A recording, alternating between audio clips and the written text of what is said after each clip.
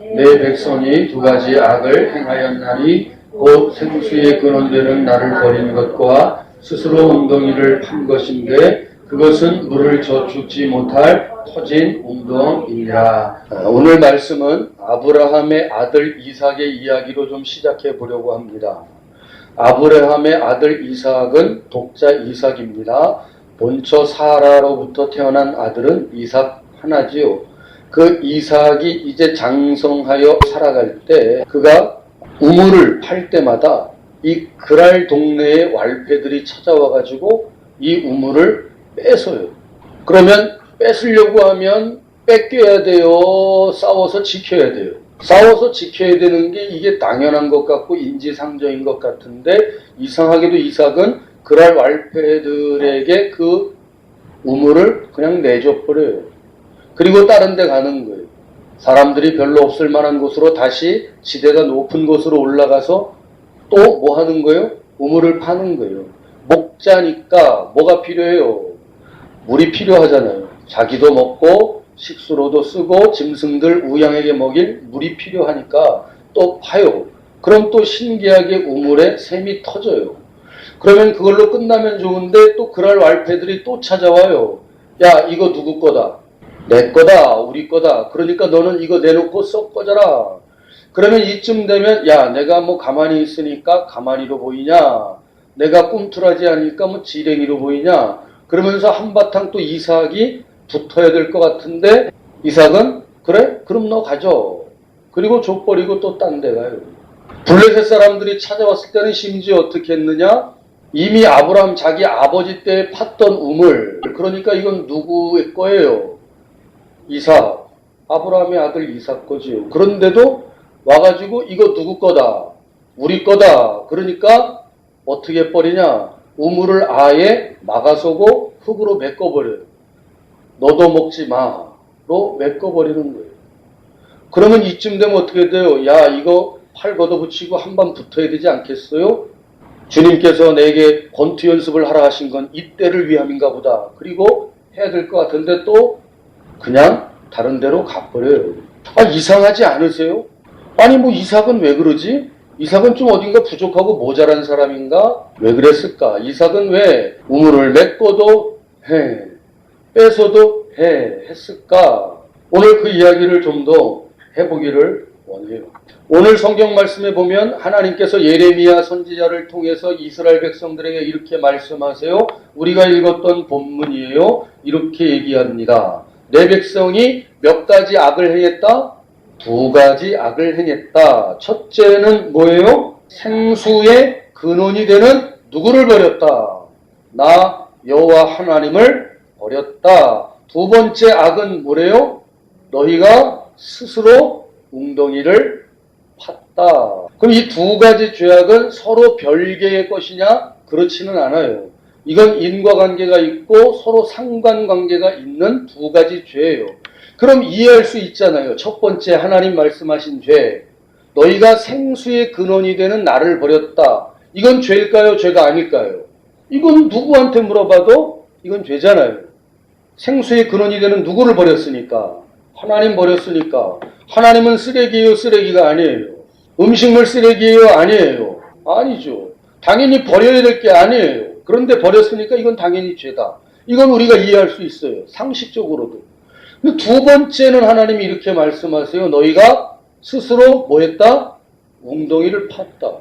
아니, 웅덩이를 판 건 또 뭔 죄예요? 웅덩이를 왜 팔까요?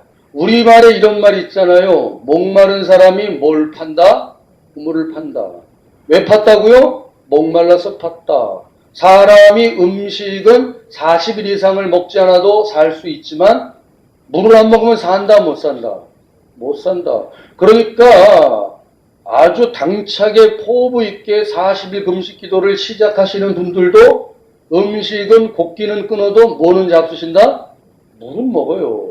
물은 못 먹으면 탈수가 일어나고 결국 사망에 이르기 때문에.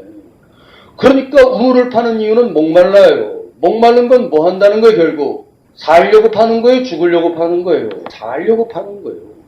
그러니까 생각해 보세요. 아니, 웅덩이를 파는 게 도대체 무슨 죄가 되겠어요? 그건 왜 파는 거니까? 살려고 파는 거니까. 그런데 하나님은 이게 뭐래요? 죄래요. 하나님을 버렸다? 아, 그건 죄. 근데 웅덩이를 팠다? 그건 어떻게 죄가 되냐고요. 그건 이상하잖아요. 목마르니까, 마셔야 되니까, 짐승에게 먹여야 되니까, 식수로 써야 되니까, 농수로 써야 되니까, 웅덩이 파가지고 물을 저장하는 게 그게 지혜로운 거지 어떻게 죄가 될 수 있는가. 우리에게 그게 의문이 돼야지. 저와 성도님이 생각할 땐 어떠세요?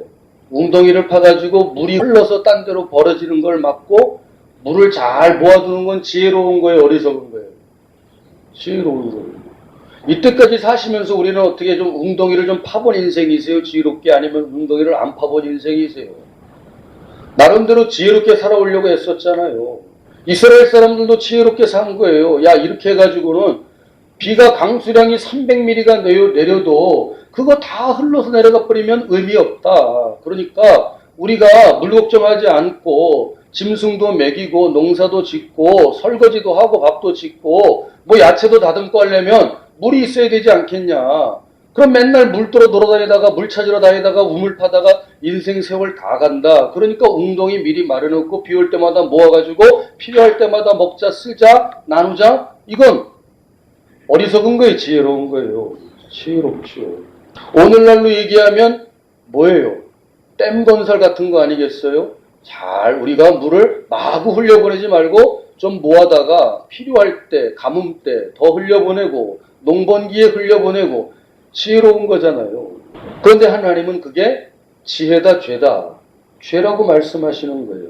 여기서 웅덩이를 팠다는 건 그렇다면 일반적인 웅덩이를 파는 것과 같겠어요? 다르겠어요? 농사를 위해서 웅덩이를 파는 것과 같겠어요? 다르겠어요? 다르겠죠.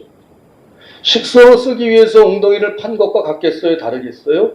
다른 거예요.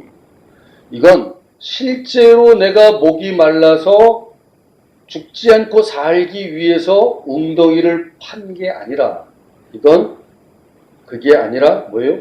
심리적인 거예요. 심리적인 것이라는 것은 무슨 말이냐? 불신적인 의미를 담고 있다는 거예요. 왜 스스로 웅덩이를 팠냐? 스스로라고 하는 말은 그 웅덩이가 필요하고 안 필요하고의 결정, 선택, 기준, 그건 누가 됐다는 거예요? 이스라엘 백성 자기들이 됐다는 거예요. 그렇기 때문에 스스로들 생각할 때 이건 파야 된다, 안 파야 된다? 파야 된다. 그래서 판 거예요. 그런데 왜 팠느냐? 왜 팠을 것 같으세요? 왜 팔까요? 불안. 내 일을 내가 뭐 할 수 없기 때문에, 장담할 수 없기 때문에 그 불안이 내 일을 뭐 한 거예요? 대비하게 하는 거죠. 오늘은 물이 있어요, 없어요? 있어요. 그래서 내일은 뭐 할 수 없는 거예요? 내가 장담할 수 없는 거예요. 그러니까 뭐 해야 돼요? 저축해야 돼요. 파서 거기에 저축해야 되는 문제예요. 내가 모으지 않으면 내일은 있다, 없다? 없다. 그 없다고 여기는 불안이 스스로 뭐 하게 만든다고요? 웅덩이를 파게 만든다는 사실입니다. 내가 웅덩이를 안 파고 저축하지 않으면 망한다, 죽는다. 그 불안이 이스라엘 백성 가운데 그득하게 있었다는 거예요. 이스라엘 백성들에게 왜 그 심리가 그득하게 있었을까요? 하나님 말씀하시잖아요. 니들이 뭘 버렸기 때문에. 나 버렸는데 하나님은 그냥 나 버렸다고 얘기하시지 않잖아요. 무엇의 근원이 나를 버렸다고요? 생수의 근원. 생수의 근원을 버리니까 뭘 팔 수밖에 없어요? 웅덩이를 파서 내가 나를 보장하고 책임질 수밖에 없다고 생각하는 거예요. 결국 그러니까 생수의 근원이 되는 하나님을 버린 것과 스스로 웅덩이를 파는 것은 계속 뭐예요? 묶여있는 수레바퀴와 같이 계속 맞물려서 돌아가는 거예요. 파고 버리고 버렸으니 파고 팠으니 버리고 버렸으니 파고 팠으니 버리고 이 계속 반복되는 거죠. 그러니까 이 두 가지 하나님 말씀하신 죄악은 어느 한 가지만일 수 없고 이 두 가지는 짝을 이루는 죄일 수밖에 없다는 사실입니다. 소유로 안정감을 누릴 수 있을까요? 없다는 걸 어떻게 아세요? 소유로도 안정감을 누릴 수는 있어요. 경험해 보셨잖아요. 열심히 일해가지고 월급 봉투를 딱 받았을 때 기쁘고 안정감이 있어요. 그런데 그 기쁜 안정감이 순간이에요? 찰나예요? 순식간이죠. 순식간에 그 안정감은 사라져요. 눈을 한번 깜빡거리는 숨을 한번 내쉬는 그 짧은 시간 정도는 안정감을 잠깐 누릴 수 있으나 지속적이지는 않아요. 소유로는 우리가 안정감을 누릴 수 없어요. 우리 주님의 교회는 성도가 한 몇 명쯤이면 안정감을 누릴 수 있을까요? 한 몇 명 정도가 모이면 안정감을 느끼시겠어요? 2000년 교회 역사를 아무리 훑어봐도 교인의 숫자 가지고는 안정감이 있었던 적이 있다 없다. 그러면 예수님은 12명 갖고 시작해야 된다. 22,000명 갖고 시작해야 된다. 2200만 명이면 안 될까요? 숫자로 따지면 그건 안정감이 없어요. 그 많은 사람이 예수님께 왔다가 예수님이 오병이의 기적을 베풀었을 때는 떡 먹고 배불러서 좋았다가 예수님께서 하늘에 신령한 떡 이야기하고 내가 산 떡이라고 얘기하니까 사람들이 남았다 다 갔다. 다 갔어요. 그랬더니 주님의 안정감이 깨졌다 안 깨졌다. 이렇게 많이 모였다가 싹 가니까 예수님이 불안하고 초조해가지고 어찌할 바를 모르고 야 세상 천지에 사람들이 배은망덕해서 떡 줄 때는 좋다고 왔다가 야 물고기 줄 때는 좋다고 찾아왔다가 이제야 산떡 얘기하고 내가 하늘에서 왔다고 하니까 다 도망가네. 그리고 불안하고 초조해요? 아니면 주님은 동일하게 안정감을 누리세요? 그래요. 숫자는 액수는 소유는 안정감을 지속적으로 우리에게 줄 수 없어요. 그건 우리가 이미 경험을 통해서도 잘 알아요. 30만 원 벌 때도 안정감 없었어요. 300만 원 벌 때도 안정감은 없었어요. 집이 없을 때도, 내 소유의 집이 없을 때도 안정감은 없었어요. 내 명의의 집이 있을 때도 안정감은 없어요. 500cc 오토바이를 탈 때도 3000cc 세단을 탈 때도 안정감은 없어요. 그건 아주 일시적이고 찰나적이고 순식간에 사라져버리고 마는 거예요. 그러나 다만 사람들은 생각해요. 내가 이 정도를 가지면 뭐 할 것이다? 이제 편안하고 안정감을 누리고 살 수 있을 것이라고 추측하는 거예요. 그러나 실제로는 있어요, 없어요? 어리석은 부자 이야기 아시잖아요. 창고가 부족할 정도로 거두고 난 다음에 야 이제는 먹고 마시고 잔치하자. 내 영혼아 이제는 평안히 쉬자. 예수님은 그런 거 있다 없다? 없다. 야 소유 많아졌다고 많이 먹는다고 누리고 안정감 있는 거 아니다. 그런 걸로는 사람이 안정감을 누릴 수 없다는 거예요. 왜? 사람은 흙으로 빚어져서 하나님의 호흡, 생기가 들어간 영이기 때문에. 그렇기 때문에 사람은 영원을 사모하는 존재예요. 하나님 안에서. 그래서 어거스틴이라고 하는 위대한 기독교의 철학자, 신학자는 내가 하나님 안에서 안식을 누리기 전까지는 내 영혼이 안식할 수 없다고 고백해요. 알았던 거예요. 자기의 청춘을 삼지사방에 다 돌아다니면서 갈증을 해결해 보려고 했지만 내가 하나님을 만나고 하나님을 경험하고 하나님 안에서의 평안을 누리고 난 다음에는 어디에만 안정감이 있다? 하나님 안에는. 그러나 그 하나님 안에서 다시 그 하나님 안을 벗어난다면 안정감은 있다 없다? 없다. 또다시 불안과 초조와 염려와 근심과 두려움이 엄습해 들어오니 잠시도 편안할 날이, 마음이 편안할 날이 없다. 그걸 어거스틴이 고백하고 있습니다. 소유의 많고 적음은 절대 우리에게 안정감을 줄 수 없어요. 그렇다면 대한민국에서 가장 소유로 안정감을 가장 많이 누린다고 하면 누구겠어요? 소유로면 그러면 우리가 알아야죠. 소유의 많고 적음으로는 우리가 안정감을 논할 수 없다는 걸 알아야죠. 한때 1억 만들기, 10억 만들기가 유행이었어요. 지금도 그 유행은 끝나지 않았어요.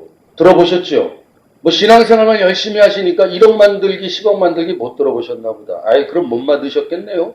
그러면 그 1억 만들기, 10억 만들기의 유행에 동참해가지고 1억을 혹시 만든 분이 계시다면 그분은 1억을 내가 딱 만들려고 했고 1억 딱 만들었으니까 거기서 멈출까요? 아니면 10억 만들기로 갈까요? 그거 안 해봐도 우리 알죠? 왜? 사람 마음은 다 거기서 거기니까. 그럼 10억 만들기에 도전해가지고 혹 10억을 만든 분은 야, 이제 내가 다 이루었다. 그러고서 멈출까요? 아니면 더 갈까요? 어떻게 그렇게 잘하세요? 사람 마음은 다 거기서 거기라. 멈출 수 있는 사람은 있다 없다. 없다. 노름판에 사람들이 가가지고 노름판 안에 끼어드는 사람들은 돈을 따려고 간 거예요? 돈을 잃어주러 간 거예요? 따려고 갔지요. 그렇지만 대부분은 따요, 잃어요. 그러면 잃을 사람이 있으면 따는 사람은 있어요, 없어요? 명절에 이렇게, 과거의 명절에 이렇게 고시덥이라고 안 쳐보셨나 봐. 4명, 5명이 붙어갖고 치면 잃는 사람이 있어요, 없어요? 있지요. 그럼 따는 사람은 있어요, 없어요? 있어요. 그런데 자기가 못 땄다고 얘기할 뿐이에요. 아니, 나 별거, 아니, 나 못 땄어. 딴 사람은 있어요. 그런데 노름판에 끼어서 분명히 따는 사람은 있지만 따면 멈추고 일어날까요? 계속할까요? 그래서 대한민국에 유명한 타짜들이 있어요.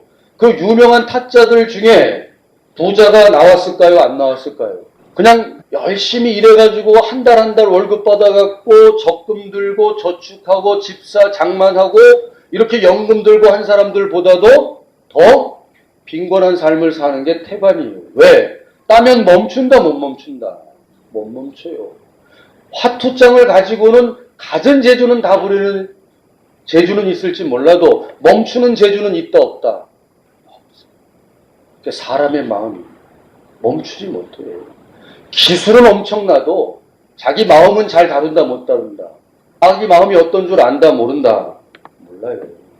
내 집 마련하는 게 그토록 소원이었어요. 그래서 내 집을 아끼고 살뜰해가지고 내 집 마련했어요. 그러면 그 소원이 없다던 것에서 멈춰요, 못 멈춰요? 그게 오늘 그 얘기예요.